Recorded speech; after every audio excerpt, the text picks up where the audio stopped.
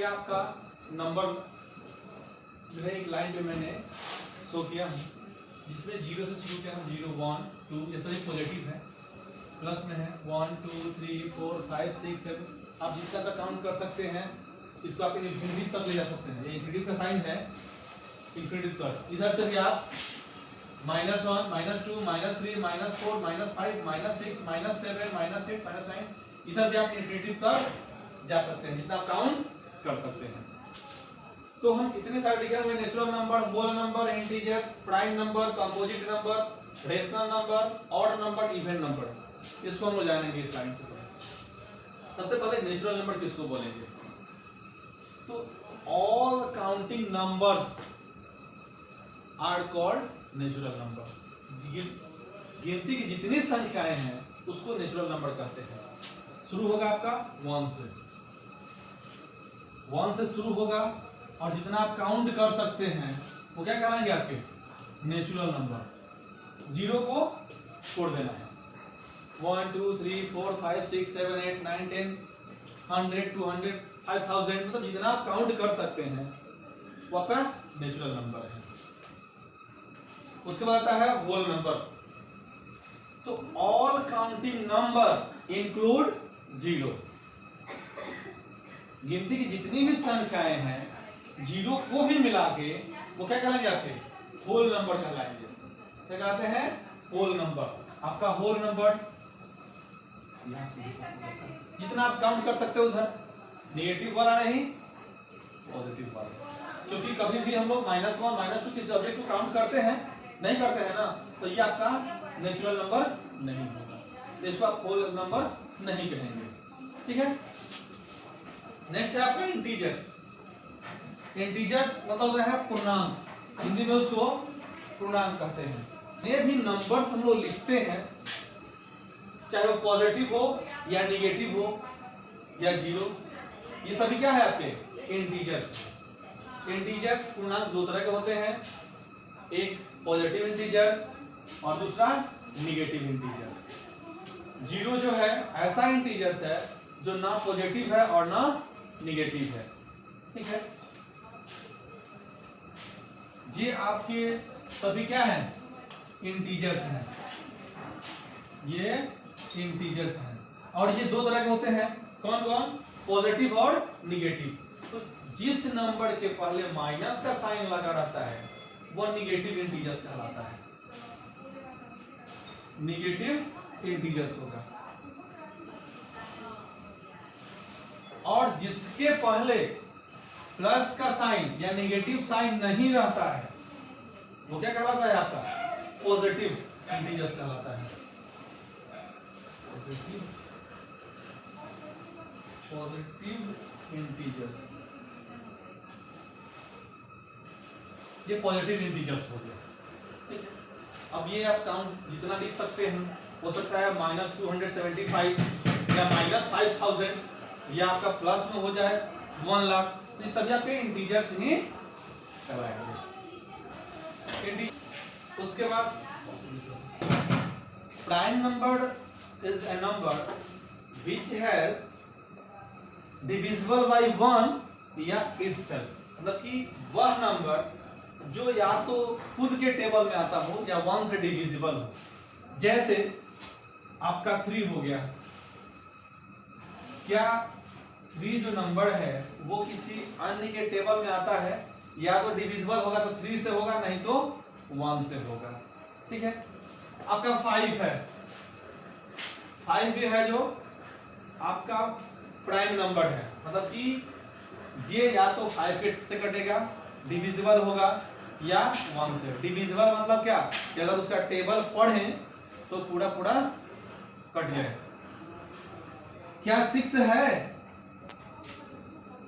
देखते हैं, तो 6 तो कटेगा ही, 6 के टेबल में 6 आएगा ही, 1 से भी 6 कट जाएगा 6 टाइम से, परंतु इसके अलावे 2 से भी 2 के टेबल में भी आएगा, 3 के भी टेबल में आएगा। इट मींस ये आपका प्राइम नंबर नहीं है। ठीक है, ये आपका प्राइम नंबर नहीं है।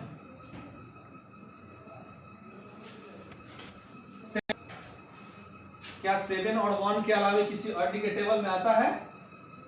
नहीं, तो आपका प्राइम नंबर हो गया। मीन्स वैसा नंबर जो कि या तो खुद से कटे या 1 से टेबल में आए, और कोई भी नंबर हो, चाहे वो पॉजिटिव हो या निगेटिव इंटीजर्स हो, वो आपका 1 से डिविजिबल होता है। और इटसेल्फ इन एवरी कंडीशन, किसी भी परिस्थिति में कोई भी number at to least prime number होगा डिविजिबिलिटी के आधार पे। नेक्स्ट है को प्राइम नंबर। तो को प्राइम नंबर बोलते हैं वैसे नंबर जो खुद से और 1 के अलावा किसी अन्य के टेबल में आए। जैसे 10 हो गया, तो 10 तो 1 के टेबल में आएगा ही, 10 से भी डिविजिबल है। इसके अलावा भी आपका 5 के टेबल में भी आता है 5 टू 10, या 2 के टेबल में भी आता है 2 5 10। मतलब ये 10 कैसा नंबर है? कंपोजिट नंबर है। 10 कैसा नंबर है? कंपोजिट नंबर है। नेक्स्ट है आपका रेशनल नंबर। उससे पहले आप ऑड नंबर जान लीजिए। ऑड नंबर क्या है? तो वह नंबर जो 2 से कंप्लीटली डिविजिबल ना हो, 2 से कंप्लीटली डिविजिबल ना हो, ऑड नंबर होगा। जैसे आप 9 देखिए, 9 से 2 से डिविजिबल है नहीं, रिमाइंडर आ गया, बच गया। अब तो नहीं ना कटेगा, डेसिमल में नहीं काटता है। तो आपको ये 9 कैसा है? ऑड नंबर है। 3 आपका ऑड नंबर है। 2 आपका 2 एकमात्र ऐसा इवन नंबर है जो कि प्राइम नंबर भी है, प्राइम भी है और इवन नंबर भी है।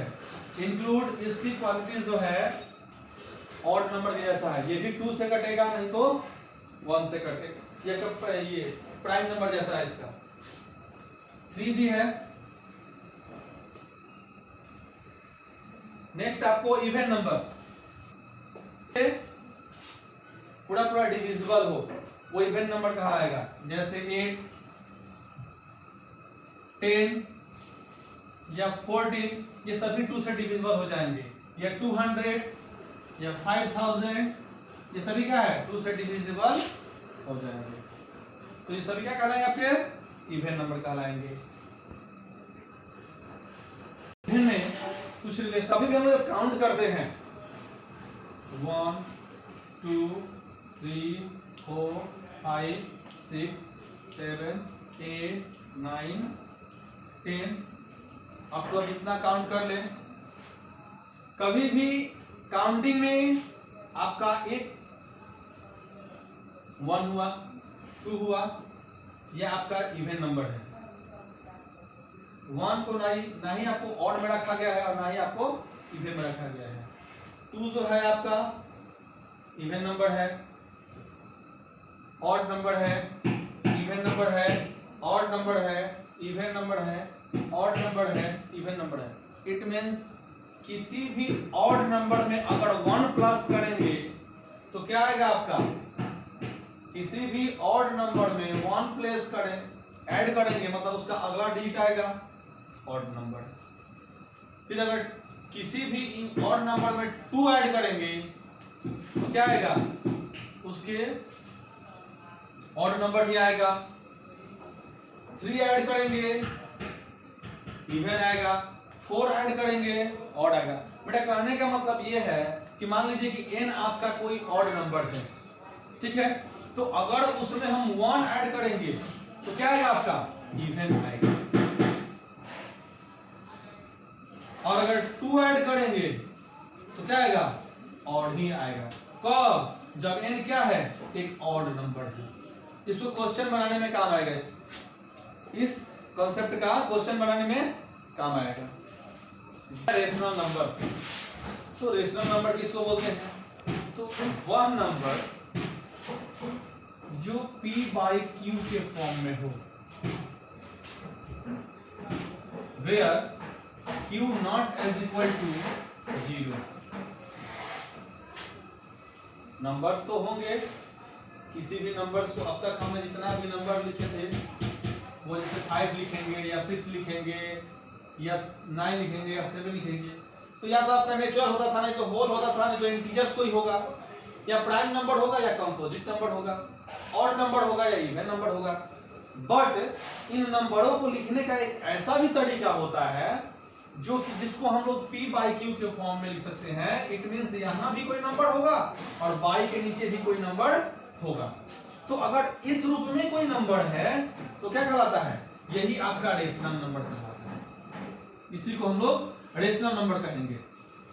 एग्जांपल के लिए अगर आप नंबर लाइन पे देखना चाहते हैं कि नंबर लाइन पे रेशनल नंबर कहाँ है, एग्जांपल पर देख लीजिए आप लोग 5/4 देख रहे हैं ना, 5 एक नंबर है, 4 एक नंबर है, और ये बाई का सिंबल है जिसको आप हिंदी में बटा बोलते हैं।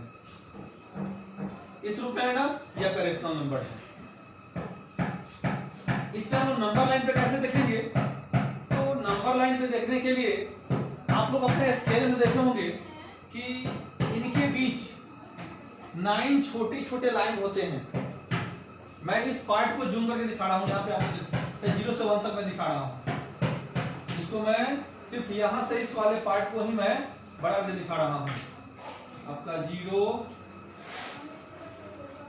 और ये है 1, इसके बीच में 3, 4, 5, 6, 7, 8, 9 छोटे छोटे लाइन होते हैं, बट इसके 10 पार्ट होते हैं। 1 2 3 4 5 6 7 8 9, ये क्या था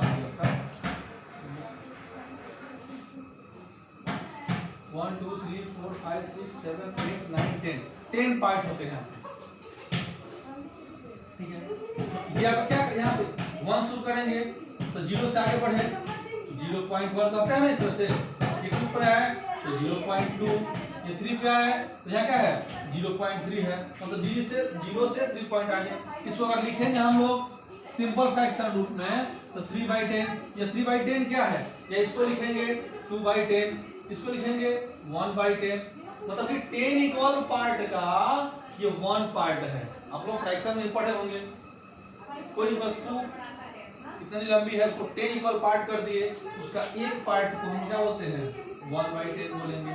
अगर 9 पार्ट करेंगे तो 1/9 बोलेंगे। ठीक है, तो यही आपका रेशनल नंबर होता है। ठीक है, p/q के फॉर्म में है। अगर आपसे पूछा जाए तो बताइए कि इससे बताइए इस नंबर लाइन पे 1/7 होना है, तो 1/7 का मतलब क्या हुआ कि कोई 1 मीटर लंबी ऑब्जेक्ट है, उसको 7 इक्वल पार्ट में डिवाइड कर दीजिए आप, 1 2 3 4 5 6 7, और उसका एक पार्ट क्या होगा, पूरे 7 का ये एक पार्ट 1/7, पूरे 7 का ये 2 पार्ट 2/7, ये दिखाएगा। ये पूरे 7 का ये 3 पार्ट 3/7, ये पूरे 7 का 7 पार्ट है ना, पूरे 7 का ये पार्ट 4/7, ये 7 3/7 4/7 5/7 6/7 और ये 7/7, मतलब कि क्या पूरा 1। इस तरह से हम नंबर लाइन पे रेशनल नंबर को रिप्रेजेंट करते हैं, दिखाते हैं। यहाँ पे कहता है Q not is equal to 0, Q हमेशा 0 नहीं होना चाहिए, क्योंकि देखिए 5/0 का मतलब ये होता है 0 हो जाएगा, ये कट कर क्या हो जाएगा 0 हो जाएगा। इसलिए कभी भी आपका इसको न्यूमरेटर बोलते हैं, इसको डिनोमिनेटर बोलते हैं, कभी भी डिनोमिनेटर 0 नहीं होना चाहिए। आइए अब चलते हैं चैप्टर पे। चैप्टर शुरू करने में आपका 2 टर्म्स है, एक है लेम्मा और दूसरा है एल्गोरिदम। तो सबसे पहले हम ये समझेंगे कि एल्गोरिदम क्या है और लेमा क्या है। तो algorithm, N algorithm is a series of well defined step which gives a method for solving a certain type of problems. Algorithm क्या है, एक सीरीज है जो पहले से वेल डिफाइंड स्टेप होता है और जिसका हम लोग प्रयोग करके किसी खास तरह के एक निश्चित प्रकार के प्रॉब्लमों को हम क्या करते हैं, सॉल्व करते हैं। एग्जांपल से आप समझिए, जैसे मान लीजिए आपका 90 है और 16 है, ये क्या है आपका डिवाइड है, तो ये पहले से डिफाइन था, लेकिन इस तक इसकी प्रोसेस 16 अब 4 से कीजिए, 4 2 जे 8 1 माइनस करते हैं 0, फिर 4 2 जे 8 2 आया। तो ये जो मैंने प्रोसेस किया ये पहले से डिफाइन है आपका, किस तरह से क्या करना है, डिवाइड को हम लोग इस तरह से बनाएंगे, तो ये आपका एल्गोरिथम हो गया। क्या हो गया, इसी को हम लोग क्या बोलते हैं, जो वेल डिफाइंड स्टेप जो है, या हम जानते थे कि इसको हम लोग जांच करेंगे तो कैसे करेंगे, इसको बोलते थे क्वोटिएंट बोलते हैं, इसको रिमाइंडर बोलते हैं, इसको डिवाइजर बोलते हैं और इसको डिविडेंड बोलते हैं। ठीक है, डिविडेंड डिवाइजर। तो हम ये जानते थे कि डिवाइजर को क्वोटिएंट से मल्टीप्लाई करेंगे और जो रिमाइंडर होगा वो ऐड करेंगे तो हमारा क्या आता था, डिविडेंड आता था ना।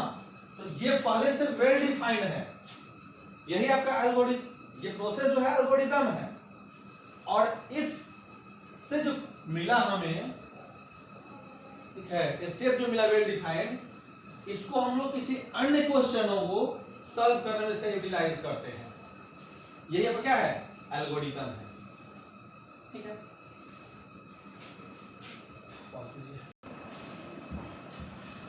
लेमा क्या होता है, तो lemma is a proven statement used for proving another statement. अरे कि लेमा जो होता है एक प्रूवन स्टेटमेंट होता है, जैसे कि मैंने आपको एल्गोरिथम में डिवाइड का प्रोसेस किया था, और प्रोसेस करने के बाद जो उसका जांच करने का, उसको प्रूफ करने का जो फॉर्मूला था कि divisor into quotient plus remainder is equal to dividend, तो वो जो मिला था वहां से हमको, उसको हम क्या बोलते हैं, वही आपका लेमा है। तो उसका प्रयोग करके हम लोग, अरे जो मिला था ना वहां पे, ये आपका जैसे मान लीजिए कि आप डिवाइड किया था ना 4 2 8, तो इसमें इससे मल्टीप्लाई करते हैं और जो पाएगा उसको ये रिमाइंडर ऐड करेंगे और तब हमारा ये मिलता था, ये प्रूवन का स्टेटमेंट था ना जी। तो इसका प्रयोग करके हम लोग अगर दूसरे क्वेश्चन को सॉल्व करते हैं, ये जो आएगा 4 × 0 = 8, तो यहां से मुझे प्रूवन स्टेटमेंट मिला था, डिवाइड तो लिख ही देते हैं एक बार,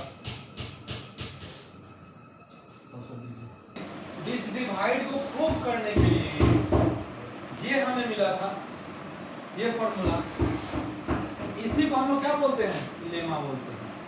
क्या बोलते हैं, लेमा बोलेंगे। और ये जो प्रोसेस है ये आपका एल्गोरिथम है।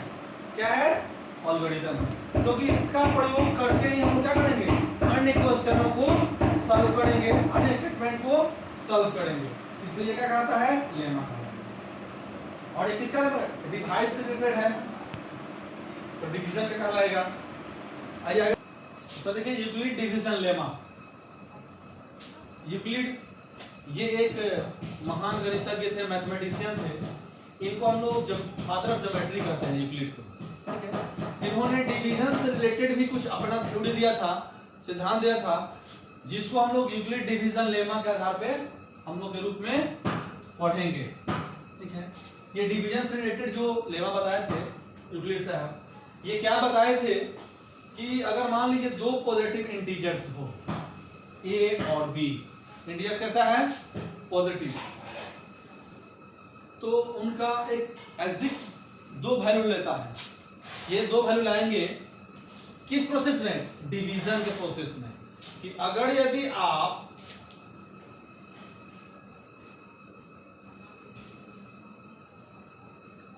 ए में बी से डिवाइड करते हैं, ठीक है, तो इनका एक क्वोटिएंट मिलेगा और फिर डिवाइड करने के बाद एक रिमाइंडर भी मिलेगा। इन दो नंबरों के बीच, दो पॉजिटिव नंबरों के बीच अगर डिवाइड करते हैं, जहां पे आपका क्या होगा, b जो है, a ग्रेटर देन b, मतलब कि a जो है b से बड़ा है।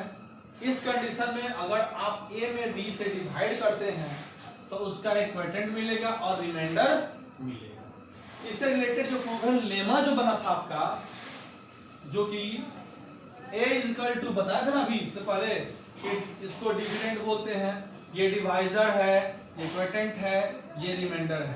बताए थे कि dividend is equal to divisor into quotient plus remainder होता है। उन्होंने यही फॉर्मूला दिया था, यही वो लेम बताए थे डिवीजन से रिलेटेड। जो हम लोग जांच करते हैं ना डिवाइड का, वो किन्होंने दिया था? यूक्लिड साहब ने दिया था, जिसमें जो रिमाइंडर जो होगा, ये रिमाइंडर होगा r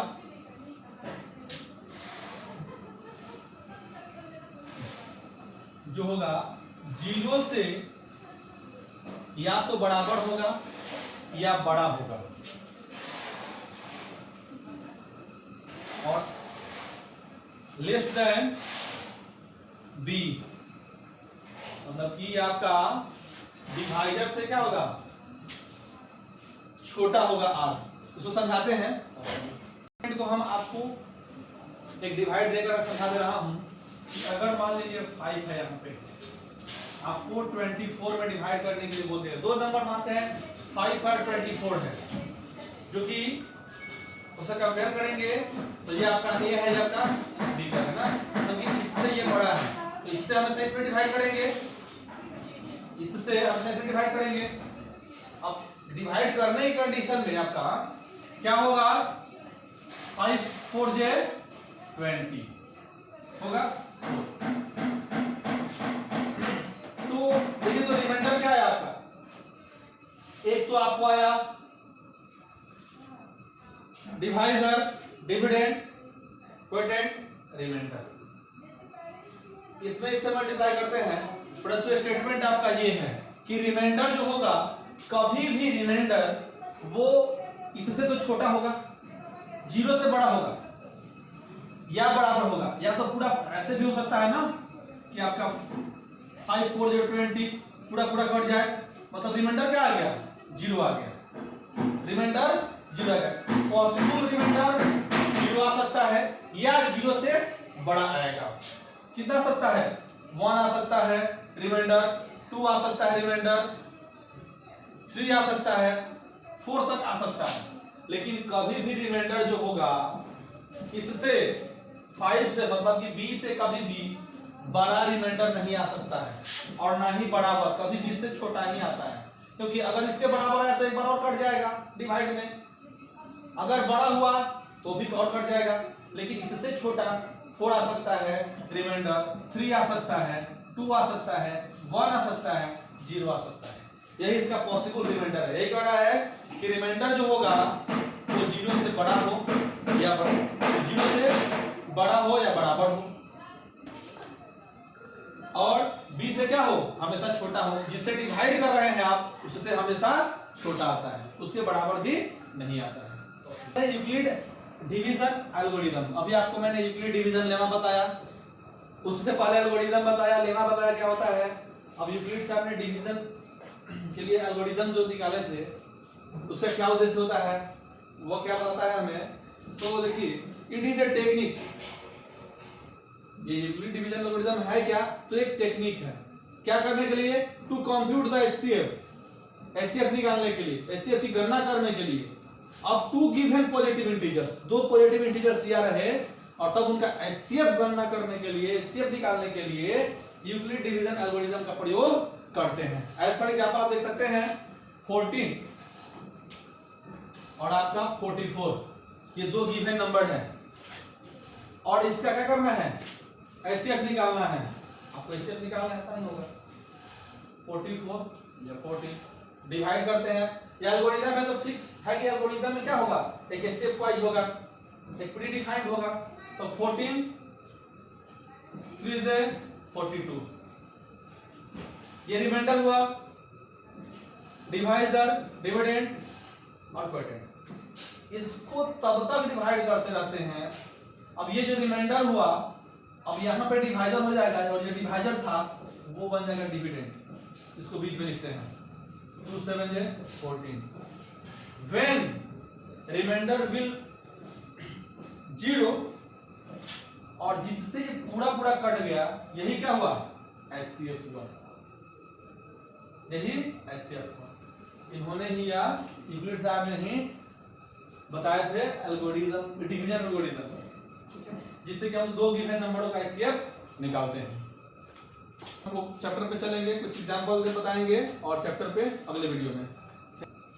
मैंने बताया इसमें छोटे छोटे की पॉइंट वर्ड या की वे बताया, उसको आप लोग अच्छा से वीडियो को देख लें, ताकि जितने भी मैंने बताया, एक एक स्टेप बताया मैं, वो सब क्वेश्चन सॉल्व करने में आगे एक्सरसाइजेज में बहुत इंपॉर्टेंट है, बहुत काम आएंगे। अतः उनका अच्छा से आप लोग समझे, नहीं समझना है आप लोग कमेंट करें, उस टॉपिक को फिर समझा सकते हैं।